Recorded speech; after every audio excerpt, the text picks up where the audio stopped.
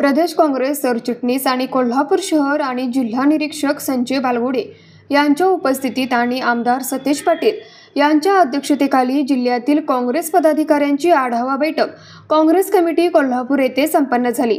काँग्रेसचा विचार जनसामान्यांपर्यंत पोहोचवण्यासाठी आंदोलनातून कार्यकर्त्यांनी सक्रिय राहिलं पाहिजे। येत्या काळात संघटनात्मक ताकद दाखवण्यासाठी शिस्तबद्ध आणि नियोजनातून जनसंपर्काचं काम वाढवणं गरजेचं असल्याची भावना यावेळी आमदार सतेज पाटील यांनी व्यक्त केली।